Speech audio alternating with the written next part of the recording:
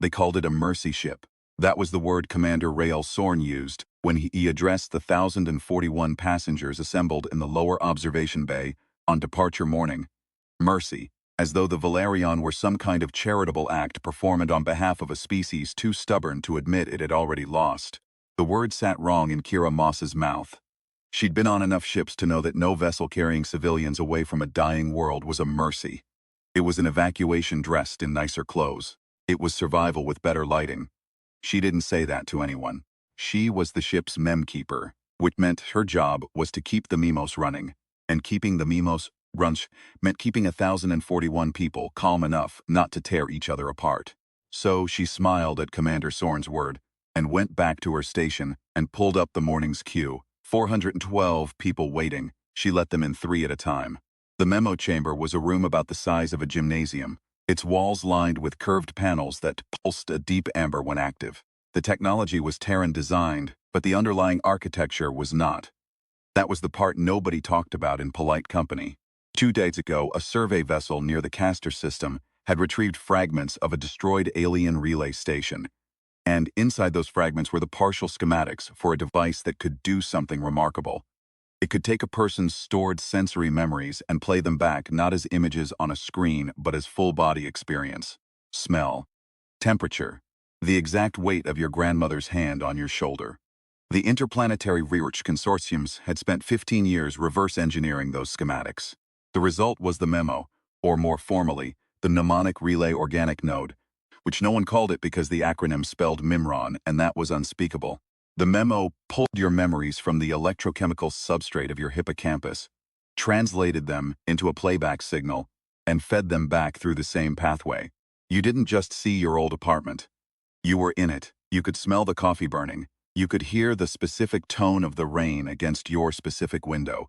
The alien engineers who had said isn't the original had apparently needed it for something else entirely. What? Nobody knew. The wreckage gave up the schematics, but not the purpose. Kira had always found that detail quietly fascinating. Somewhere out there, some civilization had built a machine for remembering, and then destroyed it, or been destroyed, or simply moved on. And humans had found the wreck and said, "We can use this." That was humans, really. That was the whole project in 3 words. The Valerian had left Terran orbit 61 hours ago. The ship was a cylinder 4 kilometers long and 900 meters in diameter, rotating slowly to produce a third of standard gravity in its outer rings. It carried 1,041 displaced persons, 212 crew, and a cargo hold full of everything the Relief Council had decided was necessary to bootstrap a new colony on Kepler 442b, which was a name that meant nothing to most of the passengers, but which was, on the available evidence, a planet that could support human life without requiring terraforming on a geological timescale. It was 11 light-years away. The Valerion's drive, a magnetic confinement fusion system augmented by a gravitational lens array, could sustain a cruise velocity of about 12% of light. The math worked out to just under a century. The passengers knew this. They had signed the consent forms. They had been through the briefings, the psychological evaluations, the preparation courses. They had chosen sleeper rotation. 20 years active, 40 years under, cycling through, which meant that no individual would age more than 30 years during the journey. And most would spend most of it in the dreamless suspension of cryo. They had made their peace with the fact that everyone they had ever known who wasn't on this ship was already dead, or would be by the time they arrived. Most of them were handling it better than Kira had expected.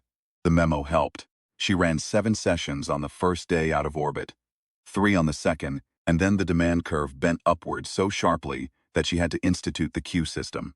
By day 4, people were waiting 8 hours for a 30-minute session. She extended operating hours. She brought in 2 of her trainees to help manage intake.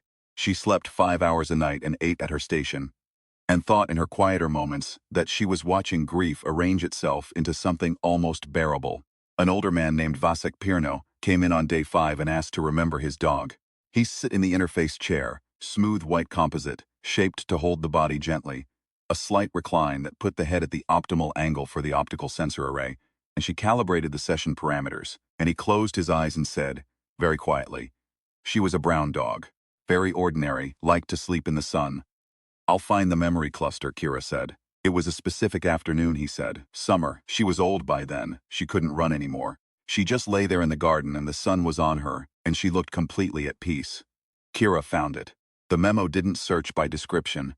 It searched by neurochemical signature, by the specific pattern of activation that accompanied a memory's emotional weight. She found a dense cluster tagged with warmth and love, and the particular ache that comes from knowing something is ending. She tuned the playback to the highest resolution parameters. Vasek Perno sat in the chair for 22 minutes. When he came out, he was crying. He thanked her and left, and she watched him walk down the corridor, shoulders still shaking, and she thought, that is what the memo is for. Not pleasure, not escape, evidence. Proof that the things we loved were real. She was beginning to understand something about the alien device she maintained. Whatever its original purpose, it had been built by someone who understood that the most dangerous thing a consciousness could face was not death but erasure. Not the ending of experience but the loss of the evidence that experience had occurred. Someone, something, had built a machine to fight that, and then been destroyed or moved on, leaving the blueprints behind like a message in a bottle. On day 11, the Arvath came. Kira was running a session for a teenage girl named Posa, who wanted to remember her school's athletics field, specifically the smell of cut grass in early morning, which Posa said was the thing she missed most, ahead of her parents, ahead of her friends, ahead of anything, when the alert tone sounded. Not the general alarm, something else. A tone she'd never heard in simulation. She brought Posa gently out of the session and went to the nearest intercom panel. All personnel, said Lieutenant Commander Yale Drin's voice. This is a non-emergency advisory. We have detected an unregistered vessel in our transit corridor. Commander Sorn is being notified. There is no immediate danger. Please remain at your stations. Non-emergency. Kira had been in space long enough to know that when someone said non-emergency in that particular tone of voice, they were using the word as a prayer. She secured the memos chamber and went up 2 decks to the observation gallery, where a dozen crew members were already clustered around the portside windows. What she saw through the glass did not look like a ship. It looked like something a fever dream had built. An asymmetrical arrangement of dark surfaces that seemed to absorb light rather than reflect it, with 3 elongated projections that moved independently, adjusting their angles in a way that was unmistakably intentional. It was roughly the size of the Valerion. It was moving in precise parallel. What is it? She asked Lieutenant Foss, who was standing nearest. Unknown vessel, he said. First contact protocols are active. He paused. We've been receiving a signal from it for about 4 minutes. What kind of signal? He looked at her in a way that told her the answer before he said it. Mathematical. Prime sequences. Then what looks like a response to our drive emission signatures. They know what we are. The Arvath, which was the name humans eventually assigned them, derived from the phonemic pattern of their first transmitted identifier, were not what anyone had expected from a first contact scenario. The xenobiologists and linguists who had spent careers designing contact protocols had imagined creatures that would be either obviously hostile or obviously peaceful, that would project some clear emotional register, that would behave in ways that suggested intention. The Arvath did none of these things. They communicated in frequencies that the Valerian systems could translate only partially. They demonstrated immediate and complete understanding of human mathematics and what appeared to be a thorough prior knowledge of human spaceflight technology, which implied surveillance over a period of years, possibly decades. They did not make demands. They did not offer assistance. They simply appeared in parallel and communicated in a manner that suggested they were gathering data about the Valerian systems and population, with a thoroughness that was not entirely comfortable. Commander Sorn convened an emergency council. Kira was not invited, but Lieutenant Drin was, and Drin told her afterward what had been discussed. They want access to the ship, Drin said. They were sitting in the small crew lounge off the main corridor, voices low, not physically, some kind of data transfer. They're requesting what they're calling a consciousness index. Kira went very still. They want what? A consciousness index. Best translation the system can manage. Some kind of mapping of mental states, memory patterns, cognitive architecture. The commander thinks it might be a census, a way of categorizing us. Kira thought about the memo chamber 2 decks below. She thought about Vasek Pirno's brown dog lying in the sun. She thought about Posa and the smell of cut grass.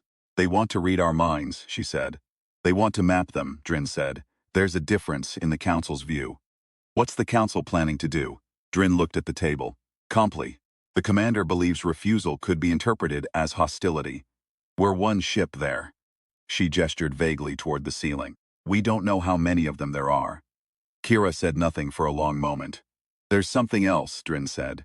The translation team has been working on the earlier transmissions. The mathematical sequences aren't just an introduction, they're also, the team thinks, a classification system. Arvith categorize things they encounter, and the category they're applying to us isn't. She stopped. Isn't what, Kira said. It isn't the category they apply to other ships they've contacted. It seems to be a category associated with things that are. The best translation is provisional, or temporary. The word settled over both of them. As in, Kira said carefully, not worth the long-term concern. As in, Drin said, not expected to be here for long. The Arvith's data transfer was conducted over 36 hours. Whatever they received from the Valerian systems seemed to satisfy some initial requirement, because their vessel maintained its parallel position, but did not approach further. Commander Sorn declared this a positive development. The Council began drafting what Sorn called a diplomatic framework, which was a document that would eventually run to 400 pages and accomplish approximately nothing. Kira went back to the memo chamber.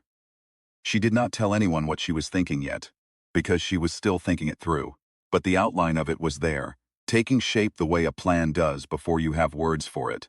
Present as an instinct, a pressure behind the sternum. The Arvith had accessed the Valerian's external data systems. Crew manifests, drive specifications, navigation charts, life support parameters.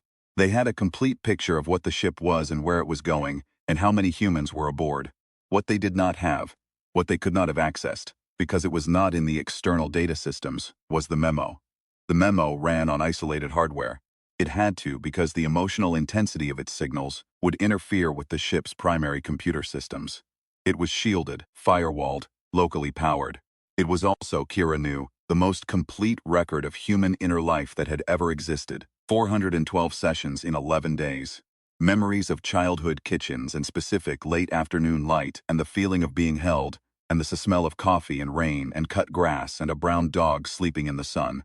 If the Arvith had built their classification of humanity on what the ship's external systems showed, population numbers, life expectancy data, the fragility of the life support systems, the long odds of an 11 light-year journey, then they had built it on the skeleton without seeing the animal.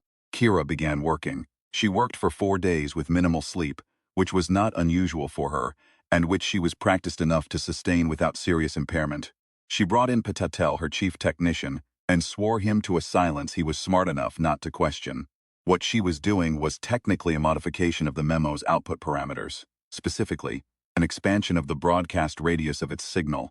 The memo had never been designed to transmit externally. It was an inward device, a device that worked on the enclosed mind. But the signal it generated was not qualitatively different from a radio signal. It was extraordinarily complex, yes. It was encoded in a frequency band that no one had ever tried to receive. But it was a signal.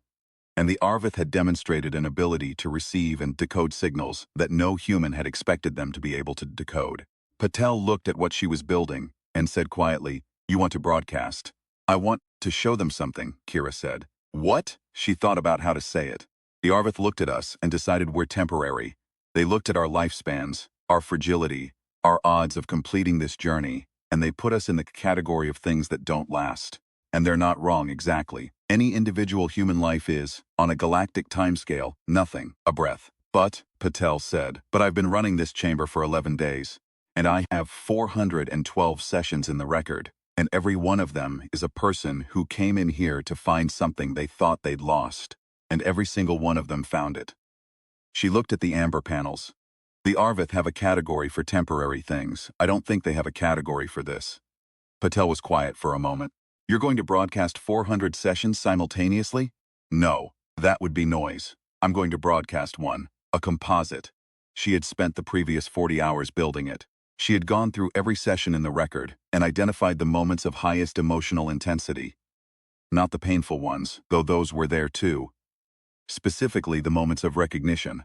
The moments when a person came into contact with something they loved and understood, on some cellular level, that it was real, that it had happened, that no amount of time or distance could unmake it. She had built a composite signal from those moments. It was not a memory of a specific thing. It was the neurochemical signature of the act of remembering itself. of what it felt like to be a creature that held the past inside it and refused to let go. Will they understand it? Patel asked. The aliens who designed the original memo understood it, Kira said. They built a machine specifically to preserve that signal. I don't know if the Arveth are related to them, or encountered them, or just happened to work in the same frequency ranges. But something out there cared enough about this particular kind of signal to engineer hardware around it. I'm betting the Arveth will recognize it even if they can't classify it. Patel looked at the equipment. And if they classify it as a weapon? Then we'll find out, Kira said. But I've spent 11 days watching humans come in here and reclaim the evidence of their own lives. I don't think that looks like a weapon. I think it looks like the opposite of everything they've decided we are. She broadcast at 0300 ship time, when the observation gallery was empty and the corridor outside the memo chamber was dark. The signal went out through a modified antenna array that Patel had rigged to the exterior hull. It was not powerful by the standards of deep space communication, but it was precise, and it was aimed, and it carried 37 distinct neurochemical signatures rendered into a transmission format that had been built, originally, by minds that were not human. She sat in the operator's chair and watched the signal strength indicator and waited. Nothing happened for 9 minutes. Then the Arveth vessel adjusted its position, not significantly, a correction of perhaps 200 meters. But it was the first time in 11 days that it had moved at all. Kira noted this and said nothing and continued to watch. 18 minutes after the broadcast, the Arveth transmitted. The translation team on the bridge scrambled. Commander Sorn was awakened.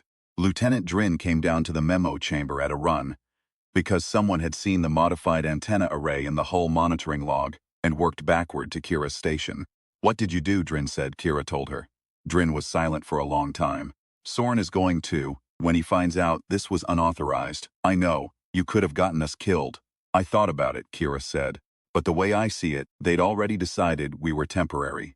I didn't make us more of a target. I gave them something to think about. What did you give them? Evidence, Kira said. That we remember.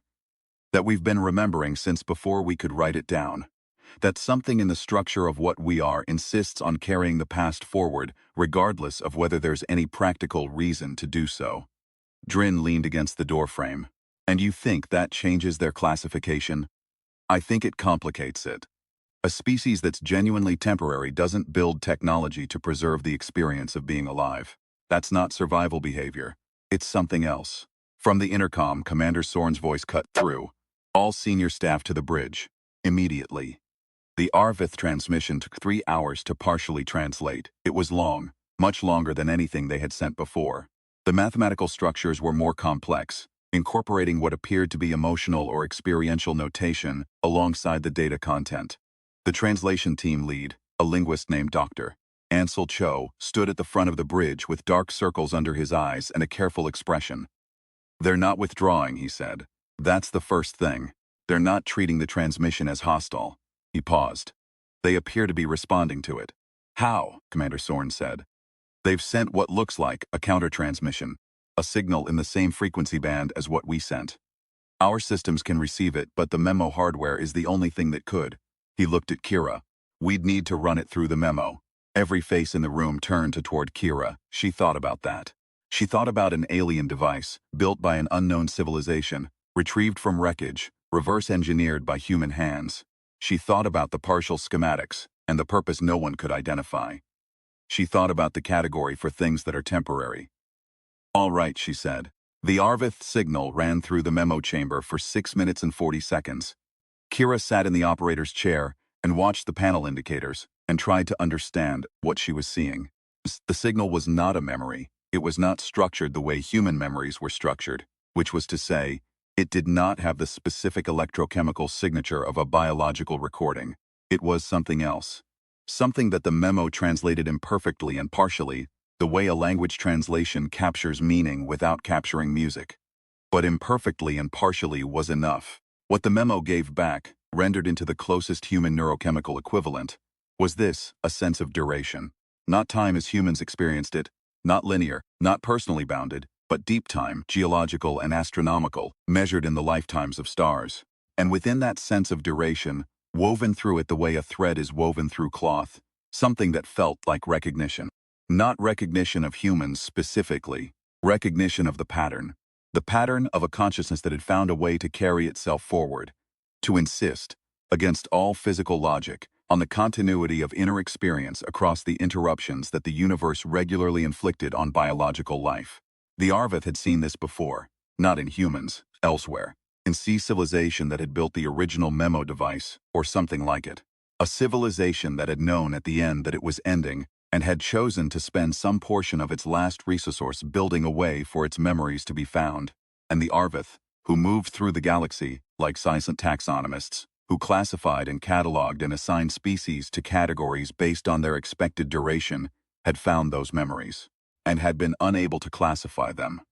Because memories that had been designed to survive the death of their makers did not fit neatly into any category of temporary. Kira sat in the chair for a long time after the signal ended. Then she went out into the corridor, where Patel was waiting, and said, "They recognized it." "The signal?" "The act," she said.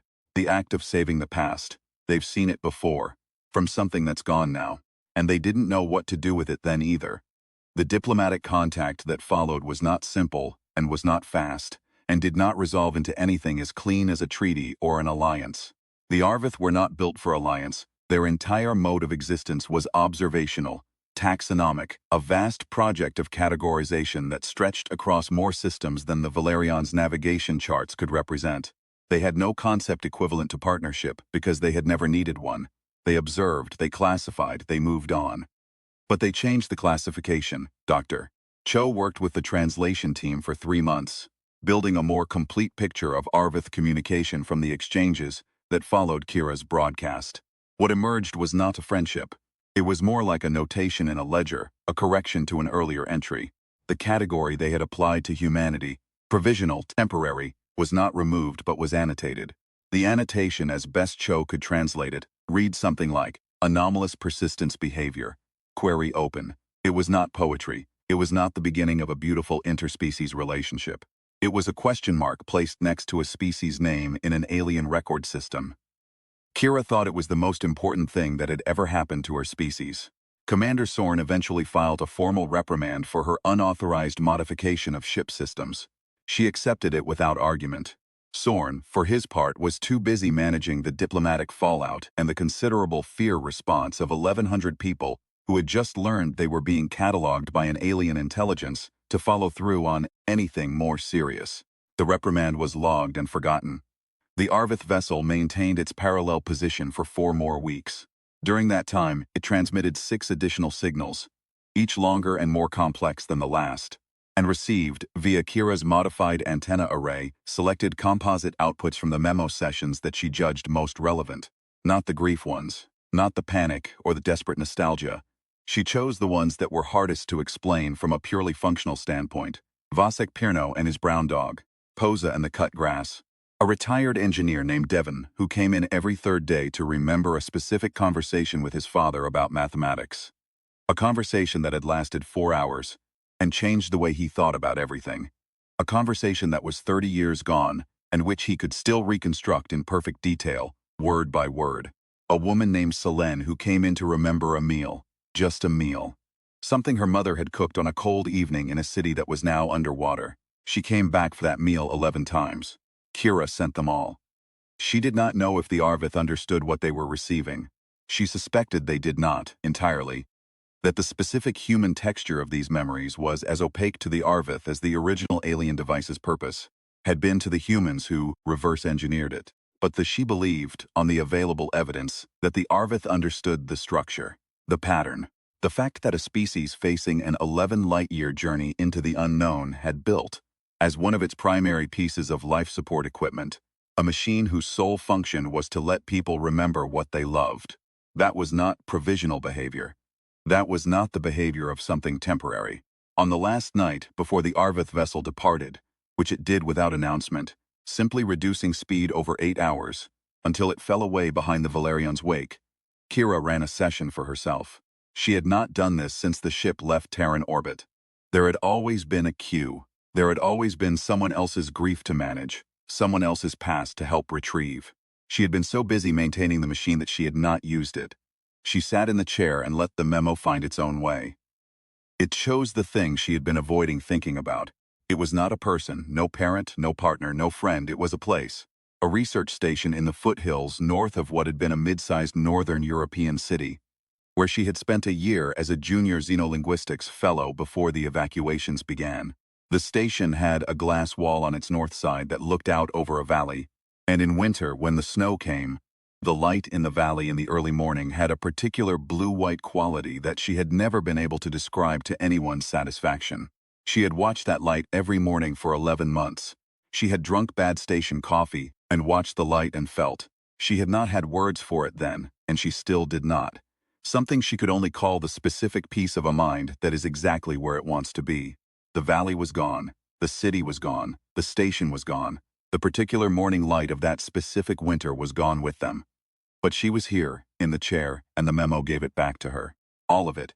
The temperature of the glass under her fingers, the smell of the coffee, the angle of the light hitting the snow in the valley, and the way the shadows moved across the hillside as the sun came up. She stayed in it for 40 minutes. When she came out, the amber panels were fading and the corridor beyond the chamber door was quiet. The Arvith vessel was already gone from the observation gallery.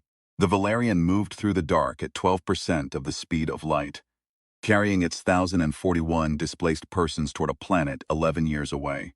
Kira sat for a while in the operator's chair. Then she opened the queue for the morning and started making her notes. There were 478 people waiting. The notation in the Arvith records was discovered much later, not by Kura, who was in cryo by then, and not during the journey to Kepler 442b, which took the better part of a century as planned. It was discovered 60 years after the Valerion's arrival, when a second generation of human explorers, born on a new world and carrying their parents' and grandparents' memories in a database called the Great Memo, made contact with a different Arvith vessel at the edge of the system. The Arvith vessel transmitted its classification of humanity immediately upon contact. Standard protocol. The humans who had been warned to expect it and who had been studying the partial translations that had survived from the Valerion's encounter ran it through their systems. The classification was long, detailed. It had been updated repeatedly over the 60 years since the original encounter, in ways that suggested ongoing observation from a distance. But the core of it, the part that had been amended that first night when Kira's signal went out and the Arvith vessel moved 200 meters, was clear. Where it once read, provisional, temporary, predicted duration insufficient for long-term record, it now read, memory persistent, self-archiving, query, duration unresolved. Below that, in the Arvith notation that Dr. Cho's successors had spent decades learning to read, was a phrase that translated imperfectly as continue to observe. This one keeps finding ways to stay. The humans who received the transmission read it several times. Then one of them, a young xenolinguist who had grown up hearing her grandmother's stories about a valley in the snow and a glass wall and morning light, transmitted a response. She sent them the Great Memo, all of it. A century of human memory, compressed and encoded and aimed at an alien vessel in the dark. It took the Arvith 12 days to respond. When they did, the transmission was longer than anything they had ever sent. The translation team worked for 6 months. When they were done, the lead translator, an old man by then, having given the best years of his career to this single document, called a general assembly and stood up in front of 3,000 people born on a world that was not Earth and said, "They want to know how we do it." The hall was quiet. "How we remember," he said. "They've been watching us for 160 years. They've watched species rise and fall. They've cataloged civilizations that lasted longer than ours has and left less trace. They've seen things built and destroyed and forgotten. And in all of that, in everything they've ever observed and recorded, they have never encountered a species that works this hard to carry its past forward. They've never encountered a species for which the past is, the translation is approximate, for which the past is considered present tense." He set down his notes. "They're not asking because they want to acquire the technology. The Arvith are considerably more advanced than we are in that respect. They're asking because they've been observing us for over a century, and they cannot determine whether this behavior, this insistence on remembering, is a survival mechanism or something else. And they cannot classify a species whose core behavior they don't understand." He looked out at the hall. "My recommendation is that we answer them, honestly." What the humans transmitted back was not a technical explanation. It was not a justification. It was an old woman, born on Earth, recorded in the memo 30 years before the Valerion's departure, sitting in an ordinary chair in an ordinary room, talking about an ordinary afternoon. She was talking about the way her daughter had laughed at something. She couldn't remember what now, she admitted. She remembered the laugh, but not the cause. And how the laugh had been so completely, specifically her daughter's laugh, so unrepeatable, so exactly that child and no other, that she had felt something she could only describe as the need to hold it. Not to hold her daughter, who was grown and elsewhere, to hold the moment. To insist that it had happened and could not be taken back by anything. Not time, not distance, not death, not the physical destruction of every material thing that had witnessed it. That's why we remember, she said, looking at nothing in particular, because it happened. And things that happen don't stop being real just because they're over. The recording was 47 seconds long. The Arvith received it. They were quiet for 3 months. Then they transmitted a new classification, the third revision in 60 years. Duration, ongoing. Self-archiving confirmed. Behavior classification, see attached. The attachment, when translated, was a single word. The translation team argued about it for weeks. The word had no exact equivalent in any human language. It was an Arvith term applied to things that had a specific property, a property they had previously observed only in stars of a particular type, and in certain geological formations that survived planetary catastrophes intact while everything around them was destroyed. The closest translation was persistence. Not in the sense of stubbornness, though that was in there, in the sense of a thing that continues to exist past every reasonable expectation of its ending. In the sense of a thing that the universe has tried to erase, and has not managed to erase. They were calling humanity a survivor, in a language that had a specific and technical and deeply considered word for it. And somewhere in the memo database, in the record of a session run on day 11 of the Valerion's journey, an old man sat in a chair with his eyes closed, and an expression of complete peace. And his brown dog lay in the sun in a garden that was gone, and the sun on her was warm, and she was not going anywhere. And the moment held, as it always had, as it always would.